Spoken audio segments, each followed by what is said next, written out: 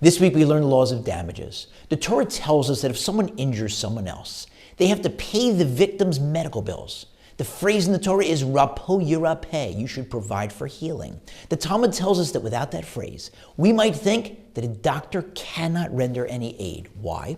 Because the person who got sick or got injured, even if someone else did it to him or her, that was coming to them. God decreed it. So who is a doctor to step in to try to rescind God's decree? Instead, the Torah tells us, provide for healing. Doctors have permission to heal. And we have permission to seek medical assistance. In fact, it's a mitzvah. And further, one commentator says that the reason the language is doubled, rapo yirapeh, literally heal you shall heal, is to tell you that you might think that if you go to a doctor and that doctor can't help you, God has decreed permanence. There's nothing more you can or should do. No. The language is doubled to tell you, go to a second doctor or a third doctor. Maybe that doctor can help. There's a rabbi who tells a great story. In his later years, he lost his hearing, started seeing a specialist, a doctor. During one of his visits, the doctor said to him, Rabbi, I have a question for you. Why does it say in the Talmud that the best of doctors goes to Gehenna, to hell? The rabbi doesn't answer. The doctor figures he can't hear, so he raises his voice. Rabbi, I have a question for you. The rabbi doesn't answer. The doctor starts screaming. The whole office can hear, Rabbi! Finally, the rabbi looks at the doctor and he says, I heard you the first time.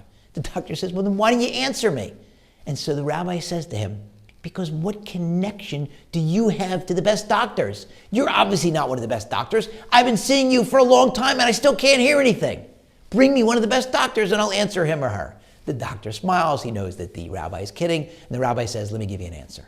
An unskilled doctor is going to pray to God because they know I need God's help with this procedure, this treatment, this surgery. But a highly skilled doctor may not pray. That doctor may say, I got this. I can heal this patient on my own. I don't need God's help.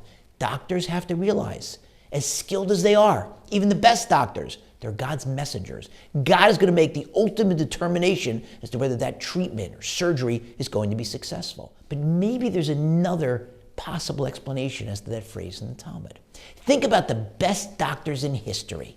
Dr. J, Dr. Pepper, Dr. Jekyll. I'm kidding, obviously. But really, think about the best doctors you know.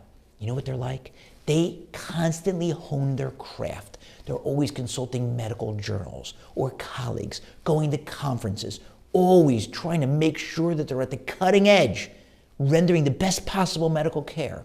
And at night, when they put their heads on their pillows, they may have a sense of unease. Did I do enough? Maybe I could have consulted another journal or colleague or gone to another conference, tried another procedure. And that sense of unease is hellish to them. And so maybe the Talmud's not critiquing them, it's complimenting them. And we should as well. We know, doctors, how hard you work and how much you care. You're doing God's work, and we really appreciate it. Thank you.